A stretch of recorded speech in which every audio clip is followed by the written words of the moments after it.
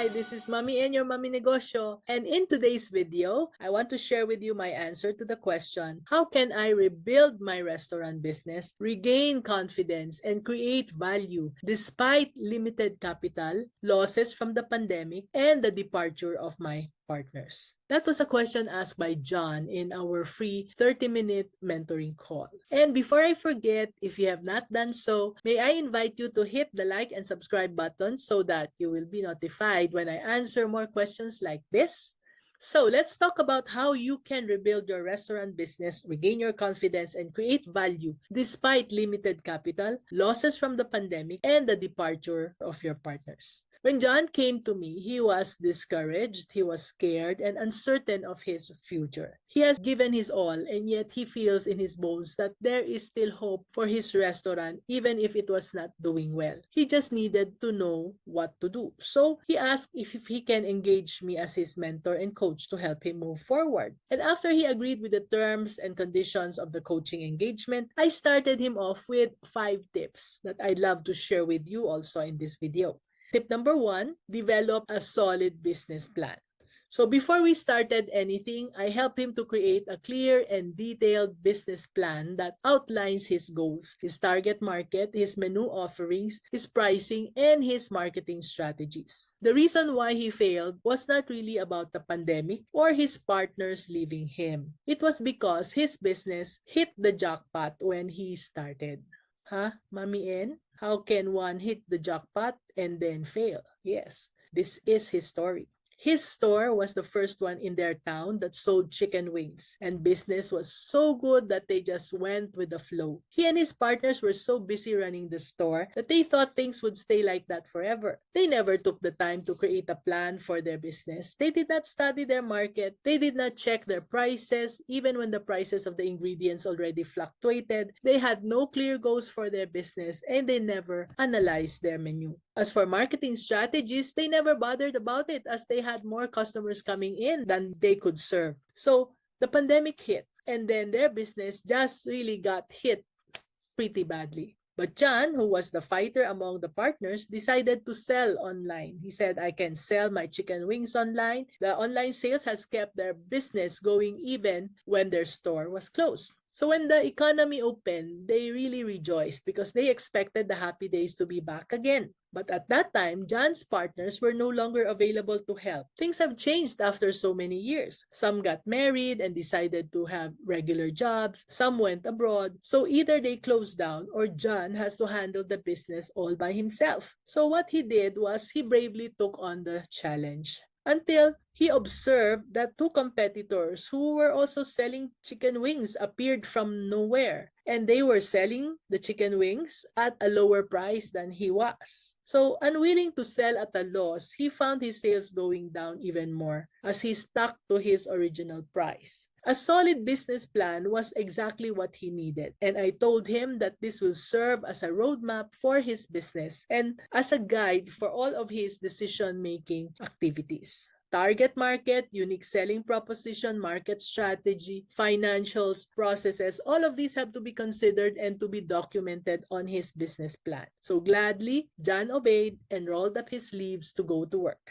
So tip number 2, prioritize time management.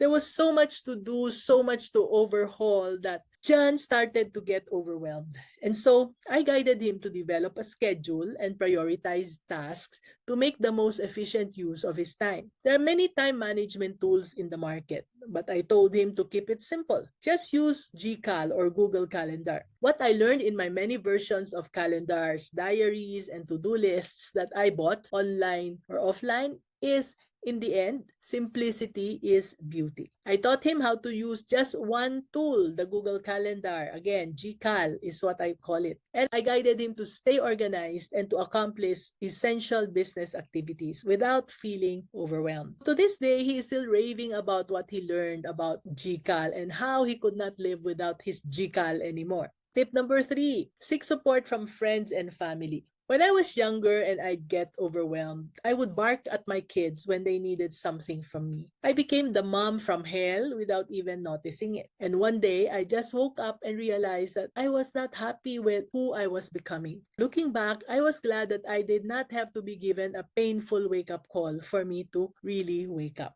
Instead of barking at them, I reached out to my husband and my children for support and assistance. Yes, when they were younger, all they did to help was to be okay with me being busy. But now, I'm very happy that among my 5 kids, 4 of them are very much willing to help in the family business. It was this willingness that made it possible for me to turn over the businesses to them eventually. So, don't be afraid to seek the help of your loved ones. They might just be waiting for you to allow them to help you with the tasks, such as marketing, social media, or even lending a hand during busy periods. A family working together on a business is a very good opportunity for bonding as your kids are growing up. The memories you create together will last for years and years, even after you've already forgotten them. Tip number 4, embrace technology. I always tell people how lucky you are to have technology to help you in your business. In our time, just the calculator was already such a saving grace and a great help for us. So, since you now have them. Use them. Use the technology wisely. Use the user-friendly technology tools and apps to automate certain processes such as online reservations, ordering, inventory management, and financial tracking. This can save you lots of time and help you streamline your operations so that things will flow more smoothly in your store and in your production places.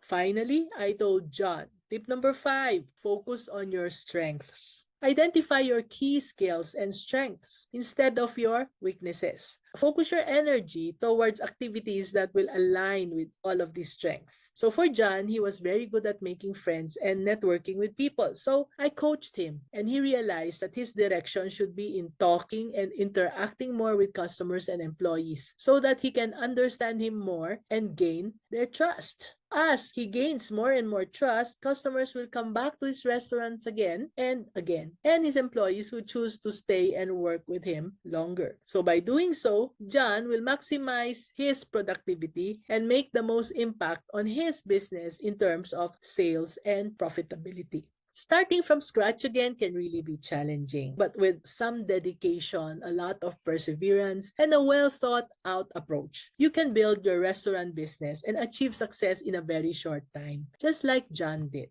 Was that helpful? John asked this question in one of our free one-on-one Q&A Tuesday Zoom calls. And if you too have questions, or if you're interested in learning how to grow your business by growing your people, do let us know in the comments below so that we can get back to you. And if you need free business mentoring, remember to sign up to our Q&A Tuesdays where you can get into a 30-minute Zoom call with me one-on-one, and it is totally free. So, if that was helpful and you want more business tips, then click the link in my bio to sign up for my weekly newsletter so that you'll get free access to exclusive insights, private Q&As, and inspiring episodes delivered from my heart to yours, straight to your inbox. This is Mommy and your Mommy Negosyo saying, be business-minded, Pinoy!